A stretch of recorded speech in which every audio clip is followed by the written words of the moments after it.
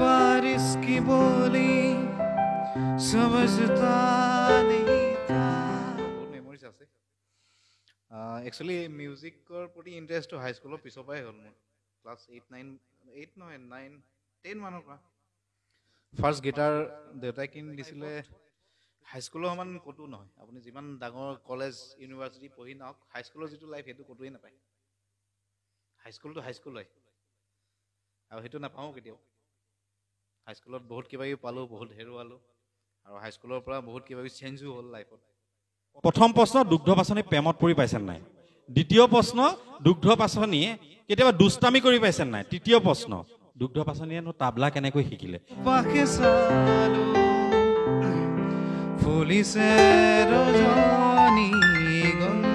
নমস্কাৰ টুডে লাইভৰ মজিয়ালৈ আপোনালোকক স্বাগতম জনাইছোঁ আজিৰ অনুষ্ঠান গতানুগতিক নহয় অগতানুগতিক আজি টুডে লাইভৰ ষ্টুডিঅ'ত আমি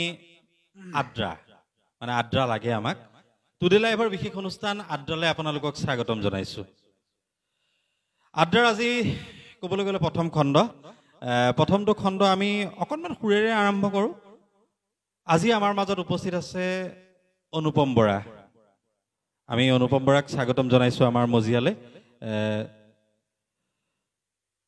ইয়াৰ লগে লগে আমি যিহেতু অনুপম বৰা আমাৰ মাজত আছে এটি গীতৰ মাজলৈ গুচি যাওঁ তাৰপিছত কথা পাতিম সকলোকে ধন্যবাদ জনাই মই ভাল লগা এটা গান গাব চেষ্টা কৰিম দূৰণিৰ পৰা লাগি চাওঁ তোমাক আজি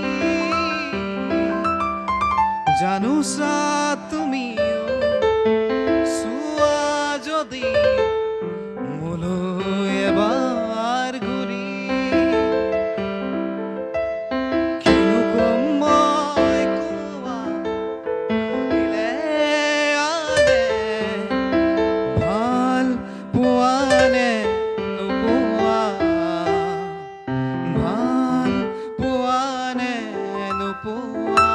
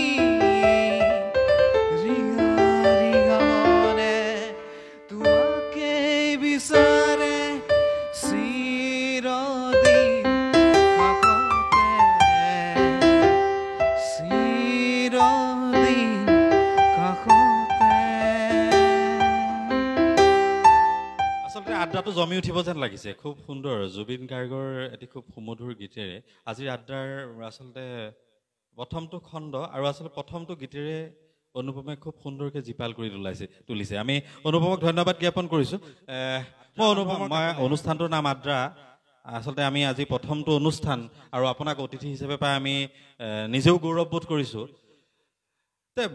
আড্ডা আজিকালি ল'ৰা ছোৱালীবিলাকৰ মাজত লাগে আমি যেতিয়া পঢ়ি আছিলোঁ সেই স্কুলৰ বেগটো পিঠিত আছিলে যেতিয়া হাইস্কুলীয়া জীৱন আছিলে ধুনীয়াকৈ আমি কথা পাতিব পাৰিছিলোঁ গৈছিলোঁ চাইকেল লৈ যে আহিছিলোঁ তেতিয়াও এটা আমাৰ ইউনিট গঠন হৈছিলে চিঞৰি যাম যে কোনোবা তোৰ হ'ল নে আমুক হ'ল নে এতিয়া মোবাইলৰ যুগ ল'ৰা ছোৱালীবিলাক কিন্তু আঁতৰি গৈছে যিটো ইউনিট থাকিব লাগে ফ্ৰেণ্ড চাৰ্কুলৰ মাজতেই হওক নিজৰ মা দেউতাৰ লগতেই হওক বা গাঁৱৰ জ্যেষ্ঠজনৰ লগতেই হওক সততে কিন্তু দেখা পোৱা নাযায় সেইকাৰণে আড্ডা লাগে সেইকাৰণে আমি টুডে লাইভৰ মজিয়াত আমি আৰম্ভ কৰিছোঁ আজি প্ৰথমটো খণ্ড টুডে লাইভৰ আড্ডা মই অনুপমৰ কাষলৈ আহিছোঁ অকণমান আচলতে অনুপমৰ যি স্কুলীয়া জীৱন, স্কুলীয়া যাত্ৰা, স্কুলীয়া জীৱনৰ শৈশৱটো কেনেকৈ আৰম্ভ হৈছিলে, মানে ক'ত পঢ়া হৈছিলে? শৈশৱ ক'বলৈ গ'লে মই তাঁতিবাৰত পঢ়িছিলোঁ, মই একেলগে পঢ়িছিলোঁ। তো কিন্তু শৈশৱত মিউজিকৰ প্ৰতি ইমান ইণ্টাৰেষ্ট নাছিলে মোৰ। একচুৱেলি মিউজিকৰ ইণ্টাৰেষ্ট আহিছিলে ক্লাছ 9-10 মানৰ পৰা ষ্টাৰ্ট কৰিছিলোঁ। জাষ্ট শিকিছিলোঁ, ইফালে সিফালে গৈ পেলাই ইও শিকিছিলে, ময়ো শিকিছিলোঁ, একেলগে শিকিছিলোঁ, কিন্তু কমপ্লিট কৰিব নোৱাৰিলোঁ। পঢ়ি থকা টাইমত ফাইনেন্সিয়েল ইছ্যু আছিলে।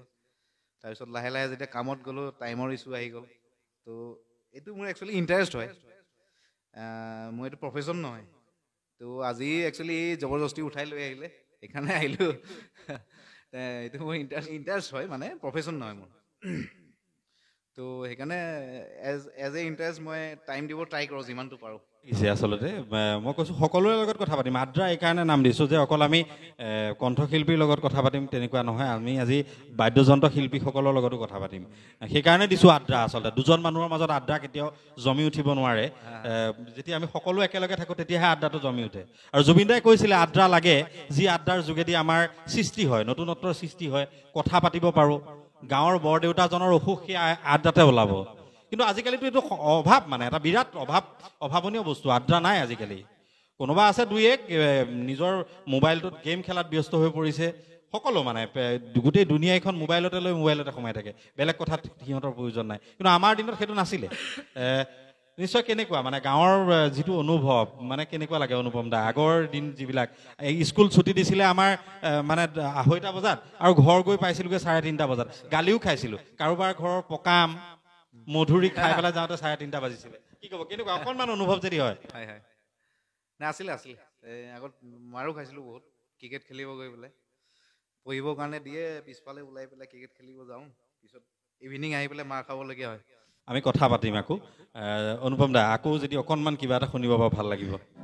বাৰিশ কি বলি সমঝতা नहीं था, हवाओं से मैं यूं उलझता नहीं था, ऐ सीने में दिल भी कहा थी मुझे ये खबर,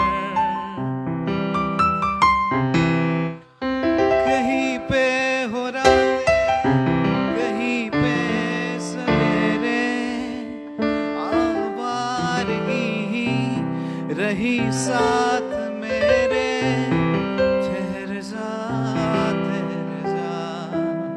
ये कहती है तेरी नजर, क्या हाल हो गया है ये मेरा,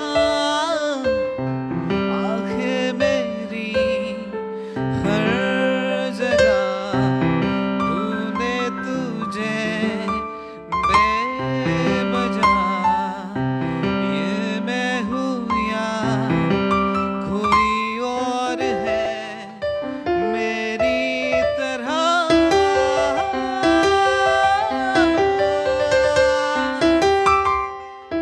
कैसे हुआ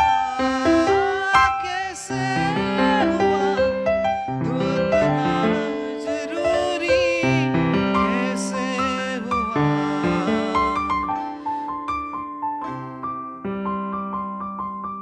আচলতে অনুষ্ঠানটোৰ নামেই আদ্ৰা। অনুপমে অসমীয়া এটি জুবিন গাৰ্গৰ গীত শুনালে, তাৰপিছত হিন্দী গীত এটাও শুনালে। আচলতে আদ্ৰা জমি উঠিছে, জমি উঠিব লাগিবই, কাৰণ ইমানকেইটা ল'ৰা আছোঁ, ডেকা যুৱক, আৰু আদ্ৰা নজমিলে হ'বনে? আদ্ৰা জমিব লাগিব। শৈশৱৰ স্মৃতিবিলাকে কেতিয়াবা বৰকৈ আমনি কৰে। মায়ে যে ভাতৰ পাতত ভাত বাঢ়ি লৈ পেলাই চিঞৰি থাকে, খাহি বুলি, সেই দিনবিলাক এতিয়া নাই। সকলো ইণ্টাৰনেট হোৱাৰ লগে লগে ডিজিটেল মাধ্যমৰ প্লেটফৰ্মতে সকলো বন্দী। কিন্তু আমি সেই যুগৰ নহয়, এতিয়াৰ সময়ৰ নহয়, তাহানিৰ দিনৰ সেই অতীত বিচাৰি পেলাই আদ্ৰা আমি কথা পাতিব বিচাৰিছোঁ। মই অনুষ্ঠানটোৰ নামেই যিহেতু আদ্ৰা, মই দুগ্ধৰ কাষলৈ দুগ্ধ পাচনি আছে, দুগ্ধ পাচনিৰ কাষলৈ আহিছোঁ। খুব সুন্দৰকৈ দুগ্ধ পাচনিয়ে কীবৰ্ডত বাদ্য সংগত কৰি আছে। খুব ধুনীয়া এটা সুঠাম ডেকা ল'ৰা, সুঠাম যুৱক, সকলোৰে সেই শৈশৱ থাকে, জীৱন থাকে, যৌৱন থাকে, তাৰ মাজত অকণমান এনেকৈ সময় দিয়া যায়, মাত্ৰ কথা পাতিবলৈ চেষ্টা কৰোঁ। মই দুগ্ধৰ কাষলৈ আহিছোঁ যে দুগ্ধৰ যি শৈশৱ কেনেধৰণে আৰম্ভ কৰিছিলা, LP স্কুলখনলৈ কিমান দূৰ আছিলে, ঘৰলৈ যাওঁতে দেৰি হৈছিলে নে, কেতিয়াবা গালি খাই পাইছানে? বাদ্যযন্ত্ৰ বজাই থকা দুগ্ধই আমি দেখিয়ে আছোঁ, প্ৰায় দেখি আছোঁ। অসমীয়া ডিজিটেল মাধ্যমৰ প্লেটফৰ্মত দুগ্ধ পাচনি বুলি ক'লে এটা চিনাকি নাম সকলোৰে কাৰণে। মই দুগ্ধ পাচনিৰ কাষলৈ আহিছোঁ। কীবৰ্ডখন লৈ ফুৰা, পিঠিত বান্ধি ফুৰা, চাইকেল চলোৱা দিনৰ পৰা চাইকেল চলাই চলাই হাৰমনিয়াম বজাই ল'ৰা ছোৱালী শিকাই থকা দুগ্ধ পাচনিটো দেখিছে, কিন্তু তাৰ আঁৰৰ যিজন দুগ্ধ পাচনি হোৱাৰ আঁৰৰ যিজন মানুহ, সেই মানুহজন কিন্তু কোনো দেখা নাই। জীৱন সংগ্ৰাম আছে। মই দুগ্ধ পাচনি আপোনাৰ কাষলৈ আহিছোঁ। কেনেধৰণে আহিলে আপুনি এই প্লেটফৰ্মলৈ, কেনেধৰণে আহিলে, আৰু আপোনাৰ যি সোণালী শৈশৱ এৰি থৈ আহিছে সেই সোণালী শৈশৱৰ বিষয়ে আপুনি আমাক অকণমান জনাওকচোন। নমস্কাৰ। পোনপ্ৰথমেও টুডে লাইভৰ সমূহ পৰিয়াললৈ গ'লে বহুত বহুত ধন্যবাদ থাকিলে। যিহেতু সোণালী শৈশৱ বুলি কৈছে, মই তাঁতিবাহ প্ৰাথমিক বিদ্যালয়ত পঢ়ি আছিলোঁ। সংগীত মোৰ অতি প্ৰিয়, বহুত ভাল পাইছিলোঁ। আৰু যিহেতু আজি আহিছোঁ অনুপম, একেলগৰ দুয়োটাই সংগীত ভাল পাইছিলোঁ, একেলগে কাম কৰিছিলোঁ, আৰু কৰ্মৰ ব্যৱস্থাৰ কাৰণে আঁতৰি যাবলগীয়া হ'ল। তাৰপৰা আকৌ আহি একেলগে কৰিলোঁ, কাম কৰিবলৈ সুবিধা পালোঁ।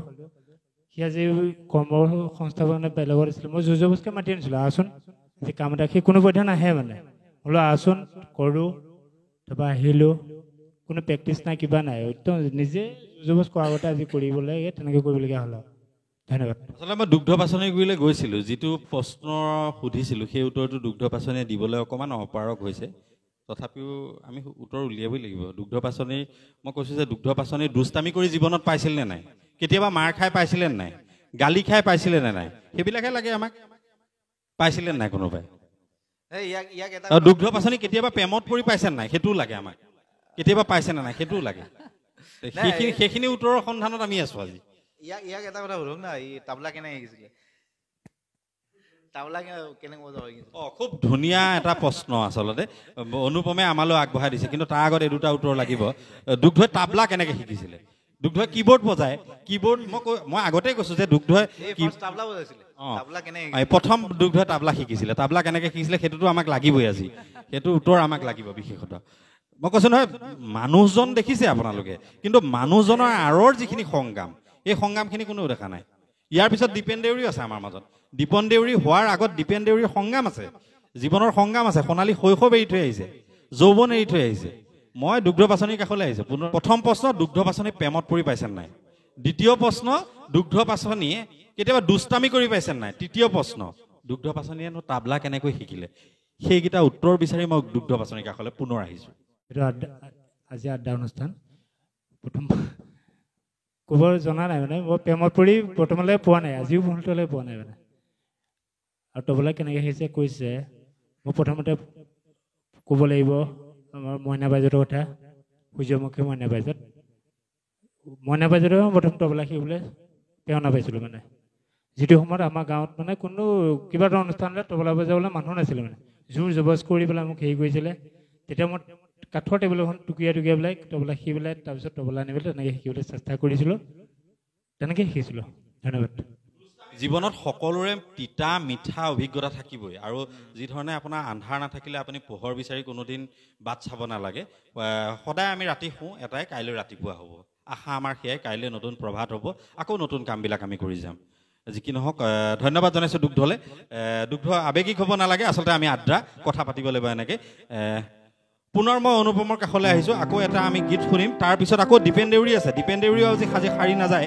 দীপেন দেউৰী খুব ধুনীয়াকৈ গীটাৰ বজায়। গীটাৰ লৈ ঘূৰি ফুৰা দীপেন দেউৰীৰ আঁৰৰ হয়তো কাহিনী আছে, সেই কাহিনীও আমি খুলিব লাগিব। আমি দীপেন দেউৰীৰ কাষলৈ যাম, তাৰ মাজতে আমি অনুপমৰ কণ্ঠত আৰু এটা গীত শুনিব বিচাৰিছোঁ।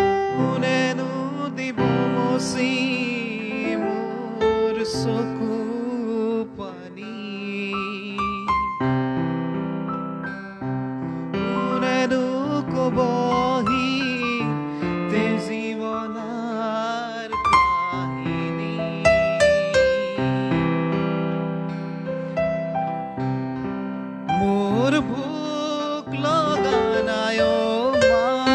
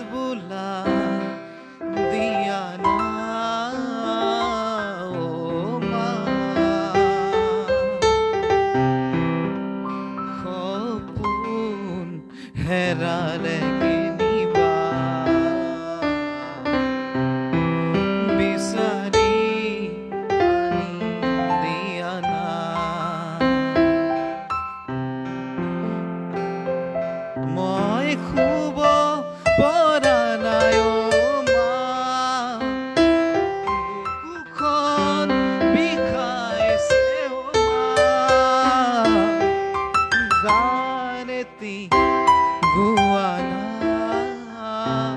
অ মা হাত বুলাই দিয়া না অ মা সপোন হেৰালে কেনিবা বিচাৰি আনি দিয়া না মই শুব পৰা নাই অ মা বুকুখন বিষাইছে অ মা আচলতে আজিৰ অনুষ্ঠানটোৰ নামেই হ'ল আড্ডা আড্ডাত আমি গান শুনিম কথা পাতিম নতুন নতুন খণ্ডলৈ আকৌ আমি আহি থাকিম সময়ৰ আহ্বান আমি অনুষ্ঠান সামৰিব লাগিব তাৰ প্ৰাক মুহূৰ্তত আমাৰ মাজত দীপেন দেউৰী আছে খুব ধুনীয়াকৈ গীটাৰ বজাই আছে দীপেন দাৰো সেই সোণালী শৈশৱ আছে যৌৱন আছে দীপেন দায়ো চাইকেল মাৰি মাৰি বহুত দূৰ গৈ কিছুমান অনুষ্ঠান কৰিছিলে আমি নিজেই দেখিছিলোঁ তাৰপিছত সুজুকি চামুৰাই এখন আছিলে সেইখনো চলাইছিলে সুজুকি চামুৰাই চলায়ো দীপেন দাই খুব ধুনীয়াকৈ বিভিন্ন জেগাত প্ৰগ্ৰেম কৰিছিলে আমি দেখিছিলোঁ তেতিয়াৰ পৰা আজিলৈকে যিখিনি সংগ্ৰাম আচলতে সংগ্ৰাম নহ'লে মানুহৰ জীৱন ব্যৰ্থ বুলি কয় সংগ্ৰাম লাগিবই মানুহৰ জীৱনত সেইজন দীপেন দেউৰী আমাৰ মাজত আছে মই দীপেন দাৰ কাষলৈ আহিছোঁ খুব সুন্দৰকৈ আজি যে আপুনি বাদ্যসংগত কৰি আছে গীটাৰ বজাই আছে যিহেতু আজিৰ অনুষ্ঠানটোৰ নামেই হ'ল আড্ডা আপুনি জানে গতিকে আমি এইকাৰণেই আড্ডাত বহিছোঁ আজিৰ প্ৰজন্মই আড্ডা কি বস্তু বুজি নাপায় ভাল কাম হ'বলৈ হ'লে আড্ডা লাগিবই আৰু আড্ডাৰ যোগেদি যিমানসমূহ ভাল ভাল অনুষ্ঠান গঢ় লৈ উঠিছে আড্ডাৰ মাজেদি উঠিছে আড্ডাৰ মাজেদি মিউজিক হৈছে আড্ডাৰ মাজেদি ভাল ভাল অসমীয়া ছবি আহিছে ভাল ভাল যিমানবিলাক ভাল ভাল কাম হৈছে আড্ডা লাগিবই আড্ডাৰ মাজেদি আহিছে মই দীপেন দেউৰীৰ কাষলৈ আহিছোঁ পোনপ্ৰথমে স্বাগতম জনাইছোঁ আদি আড্ডাস্থলীলৈ দীপেন দাই খুব ধুনীয়াকৈ গীটাৰ বজাই আছে দীপেন দাৰ কেতিয়াবা মনত পৰেনে সেই স্কুল যে ছুটি দিছিলে 2টা বজাত আৰু আমি ঘৰ পাইছিলোঁগৈ 3টা বজাত খোজকাঢ়ি গৈছিলোঁ হাফ পেণ্ট পিন্ধিছিলোঁ হাফ পেণ্ট ফাটি গৈছিলে কেতিয়াবা জেওৰা পাৰ হৈ খোজ খাওঁতে তাতোতকৈ ডাঙৰ কথা স্কুলৰ সেই শেষৰ দিনটো যিটো দিনত আমাৰ বগা চাৰ্টটোত চিয়াহীৰ দাগে নধৰা হৈ গৈছিল কলমৰ টোকা লিখি লিখি এটা চাৰ্ট শেষ হৈ গৈছিল কাৰোবাৰ চাগে বাকচত এতিয়াও সজীৱ হৈ ওলাব মই দীপেন দাৰ কাষলৈ আহিছোঁ তেনেকুৱা কিবা ঘটনা মনত আছেনে যে স্কুল ছুটি দিছে 3টা বজাত আপুনি ঘৰ পাইছে 3টা বজাত তেনেকুৱা কাহিনী আছেনে কিবা মনত অকণমান দীপেন দাৰ কাষলৈ আহিছোঁ মই গীটাৰ শিকোঁতে কেনেকৈ শিকিছিলোঁ হিৰ' চাইকেলখন কিনিছিলোঁ দেউতাক কৈছোঁ যে হিৰ' চাইকেলখন কিনি দে বাবা মই প্ৰগ্ৰেম কৰিম শিকিমো তাৰপিছত তেনেকৈ চলাই আৰু শিকিবলৈ যাওঁ আৰু যোনে যেনেকৈ শিকাব পাৰে শিকাই দিয়ে সেইখনকে শিকি আহোঁ তাৰপিছত কোনোবাই মাতে দীপেন দেউৰীকে গীটাৰ অকণমান বজাবলৈ মাতোঁ নেকি বুলি তাকে বজাবলৈ যাওঁগৈ আৰু তাত পইচা পাতি কোনো খেল নাই অকল শিকিবহে লাগে তাৰপিছত চাইকেল মাৰি মাৰি ৰাতি 12টা বজাত 1টা বজাত আহোঁ তেনেকৈ আহি আৰু লাহে লাহে আহি এই ষ্টেজত পাইছোঁগৈ আৰু মই সেইটো কাৰণে টুডে লাইফৰ সমূহ কৰ্মকৰ্তা খুব ভাল পাওঁ মানে কয় যে মানে ধৰা হওক স্কুলৰ পৰা ডাইৰেক্ট মানে দেউতাই নজনাকৈ মনে মনে মানে গীটাৰ পাত লৈ মানে শিকিবলৈ গুচি যাওঁ মানে পাপাই বিচাৰে যে ক'ত গ'ল আজি ক'ত গীটাৰ শিকিবলৈ গ'লগৈ তাৰপিছত এইটোৱে আৰু লাহেকৈ গৈ গীটাৰ পাত লৈ আহোঁ আৰু তই স্কুললৈ গৈছে গীটাৰ পাত কেতিয়া আনিলি সেইকাৰণে মই তাকে মানে আমাৰ টুডে লাইফৰ কাৰণে বহুত ধন্যবাদ আচলতে এইজনেই হ'ল দীপেন দেউৰী খুব কথা কৈ নাপায় আচলতে তেখেতসকলে সদায় মঞ্চ এখন থাকে মঞ্চৰ আৰু নেপথ্য শিল্পী বুলি যিসকলক কয় আচলতে গীতিকাৰে গীত গায় সুৰকাৰে সুৰ কৰে কিন্তু বাদ্যযন্ত্ৰ শিল্পীসকলে কৰা কষ্ট আচলতে স্বীকাৰ কৰিবই লাগিব যিমানেই ধুনীয়াকৈ গীত নাগাওক কিয় আপুনি যদি বাদ্যসংগত যদি ভালকৈ যদি নকৰে গীতটোৱে কেতিয়াও পূৰ্ণতা নাপায় এইসকল শিল্পীৰ কিন্তু আহুপুৰুষাৰ্থ কষ্ট থাকে এটা গান ওলোৱাত মিউজিক কম্প'জাৰৰ পৰা আৰম্ভ কৰি যথেষ্টখিনি কষ্ট থাকে তাৰ পিছতহে গায়কজন এইটো কথা ক'বই লাগিব মই ধন্যবাদ জনাইছোঁ দীপেন দেউৰীক আমি যিহেতু অনুষ্ঠানৰ শেষ অংশলৈ যাম মই অনুপমৰ কাষলৈ আহিছোঁ এইটো কাৰণে অনুপমৰ কাষলৈ মই একদম শেষৰটো প্ৰশ্ন মই অকণমান আগত দীপেন দেউৰীকো সুধিছিলোঁ কিন্তু দীপেন দেউৰীয়ে সিমানখিনিলৈকে চুব নোৱাৰিলে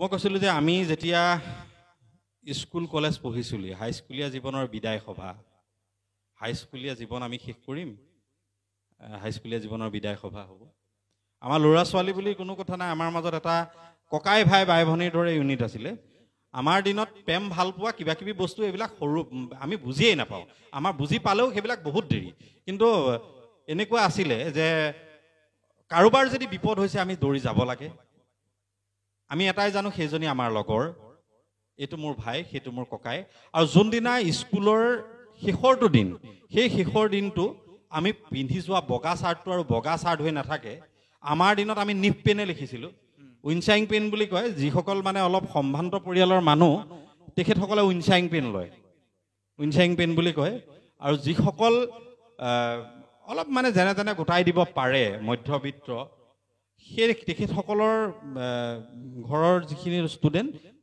নিপ পেন মানে চিয়াহী আৰু এনেকুৱা অভ্যাসো আছিলে আমাৰ যদি কাৰোবাৰ চিয়াহী কমিছে লিখি থাকোঁতে চিয়াহী কমিছে আমাৰ পেনটো খুলি পেলাই তাৰ পৰা চিয়াহী অকণমান উলিয়াই ইটো সিটোক দি দিছিলোঁ সেইখিনি আছিল আত্মীয়তা সেইখিনি আছিল আন্তৰিকতা আমাৰ কিন্তু এতিয়া সেয়া সম্ভৱ নহয় তথাপিও মই সেইকাৰণে মানে শেষৰটো প্ৰশ্ন মই অনুপম দাৰ কাষলৈ আহিছোঁ অনুপমৰ কাষলৈ এইটো কাৰণে যে আমাৰ যে সেই বগা চাৰ্টটো নীলা হৈ পৰিছিলে চিয়াহীৰ ৰঙেৰে টোকাবোৰ যে লিখি দিছিলে কোনদিনা লগ পাওঁ ঠিক নাই সেই তেনেকুৱা ভাল লগা মুহূৰ্তবোৰ কিবা মনত আছেনে অনুপমৰ যে আমি শেষৰটো দিন আমি কটাইছিলোঁ আৰু এনেকৈ আমি বিশ্ববিদ্যালয় বা বিদ্যালয় বা ঘৰলৈ গৈছিলোঁ হাইস্কুলৰ কথা ক'লে আছে হাইস্কুলৰ বহুত মেমৰিজ আছে একচুৱেলি মিউজিকৰ প্ৰতি ইণ্টাৰেষ্টটো হাইস্কুলৰ পিছৰ পৰাই হ'ল মোৰ ক্লাছ 9-10 মানৰ পৰা ফাৰ্ষ্ট গিটাৰ দেউতাই কিনি দিছিলে তেতিয়া মোৰ এটা চেলেঞ্জ আছিলে দেউতাই দিছিলে যে যদি ফাৰ্ষ্ট ডিভিজন হয় তেতিয়া গিটাৰ সেইটো চেলেঞ্জ মই একচেপ্ট কৰিছিলোঁ আৰু সেইটো হৈছিলোঁ ফাৰ্ষ্ট ডিভিজন পাইছিলোঁ তাৰপিছত নেক্সট দিনা মোক পইচা দিছিলে মই তেজপুৰ গৈ পেলাই গিটাৰ কিনি আনিছিলোঁ তাৰপিছৰ পৰা মই মিউজিকত লাহে লাহে টাইম দিব লৈছিলোঁ কিন্তু সেই টাইমত নোৱাৰিলোঁ এতিয়াও পাৰোঁ বুলি মই ক'ব যোৱা নাই এতিয়াও শিকি আছোঁ টাইম যেতিয়া পাৰোঁ দিব ট্ৰাই কৰোঁ আৰু সেয়ে আপুনি যিটো ক'লে হাইস্কুল একচুৱেলি মানুহৰ এডুকেশ্যন লাইফত হাইস্কুলৰ সমান ক'তো নহয় আপুনি যিমান ডাঙৰ কলেজ ইউনিভাৰ্চিটি পঢ়ি নাহক হাইস্কুলৰ যিটো লাইফ সেইটো ক'তোৱেই নাপায় হাইস্কুলটো হাইস্কুল হয় আৰু সেইটো নাপাওঁ কেতিয়াও হাইস্কুলত বহুত কিবা কিবি পালোঁ বহুত হেৰুৱালোঁ আৰু হাইস্কুলৰ পৰা বহুত কিবা কিবি চেঞ্জো হ'ল লাইফত সেয়ে আৰু আমি আড্ডাৰ শেষ অংশলৈ আহিছোঁ ধন্যবাদ জ্ঞাপন কৰিছোঁ আজি আড্ডাৰ প্ৰথমটো খণ্ড নিশ্চয় আপোনালোকেও চাই ভাল পাব আৰু অনুৰোধ জনাইছোঁ আমি অন্তত মাহত 2টা দিন হ'লেও আড্ডাত বহিম আপোনালোকো যদি আড্ডাত বহে আহিব পাৰিব বিশেষ একো নালাগে গিটাৰখন লৈ আহিব হাতত আমি গীত শুনিম কথা পাতিম অকল গীত গাব পাৰিলেই যে আড্ডা হ'ব তেনে নহয় কথা পাতিলেও আড্ডা হ'ব আমাৰ দুগ্ধ পাচনি সদায় থাকিব আপোনালোকৰ মাজত দুগ্ধ পাচনি থাকিব দীপেন দেউৰী থাকিব আড্ডা জমি থাকিব নতুন নতুন অতিথি শিল্পী আহি থাকিব আপোনালোকে অকণমান যোগাযোগ কৰিব আমি আড্ডাৰ শেষ অংশলৈ যাব বিচাৰিছোঁ মই অনুপমৰ কাষলৈ আহিছোঁ ধন্যবাদ জ্ঞাপন কৰিছোঁ দুগ্ধ পাচনিক ধন্যবাদ জ্ঞাপন কৰিছোঁ দীপেন দেউৰীক ধন্যবাদ জ্ঞাপন কৰিছোঁ আৰু আহোকৈ অহা আমাৰ অনুপমকো মই ধন্যবাদ জ্ঞাপন কৰিছোঁ আৰু আড্ডাৰ শেষৰ অংশলৈ যাব বিচাৰিছোঁ এটি গান হওক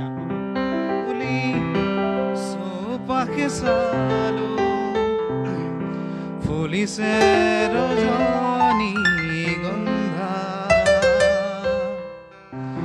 দুচকু তুলি চৌপাশে চালো ফুলিছে ৰজনী গন্ধা আকাশত দেখো খাৰদি জোনা নামিছে অলকা নন্দা পাহৰা গীতত ঘূৰে আহি জগালেহি যৌৱন কিয় বাৰু প্ৰীতি সুবাসে ধুৱা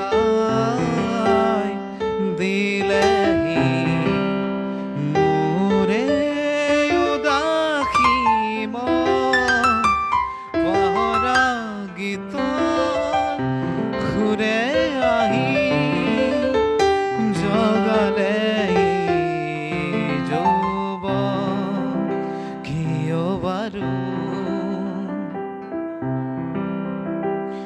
17জনী ৰেধা আঁতৰি গ'ল সুন্দৰৰে ৰঙৰ ফাকুৰে জীৱন ৰাঙলী হ'ল আকাশত দেখো শাৰদী জোনা নামিছে অলকানন্দ পাহৰা গীত ঘূৰে আহি জগালেহি যৌৱন কিয় বাৰু প্ৰীতি সুবাসে ধুৱাই দিলেহি মোৰে উদাসী মন মোৰে উদাসী মন। প্ৰিয় দৰ্শক মণ্ডলী, এয়াই আছিল আজি আমাৰ আড্ডাৰ আছিল আজি প্ৰথমটো খণ্ডত আমি বহুত কথা পাতিলোঁ, মনৰ কথাবোৰ পাতিলোঁ, গোপন কথাৰ দুৱাৰৰ সেই গোপন কথাৰ দুৱাৰবিলাক খুলিলোঁ, মন খুলি কথা পাতিলোঁ, দীপেন দেউৰীৰ লগত পাতিলোঁ, দুগ্ধ পাচনিয়ে কীবোৰ্ড বজাই থকা দেখিছে, দুগ্ধ পাচনিৰ লগতো কথা পাতিলোঁ, দীপেন দেউৰীৰ লগত কথা পাতিলোঁ, অনুপমৰ লগতো কথা পাতিলোঁ। আপোনালোকেও যদি ভাবিছে অকণমান আড্ডাত বহোঁ বুলি আমাৰ সৈতে যোগাযোগ কৰক। আমি এক নতুনত্বৰ অনুষ্ঠান নতুনত্বৰে গঢ় দিবলৈ চেষ্টা কৰিম। এয়াই হ'ল টুডে লাইভৰ আড্ডা। ইয়াৰ লগে লগে আজি টুডে লাইভৰ আড্ডাৰ পৰা মই নিৰঞ্জন বৰুৱাই বিদায় মাগিছোঁ। শুভৰাত্ৰি।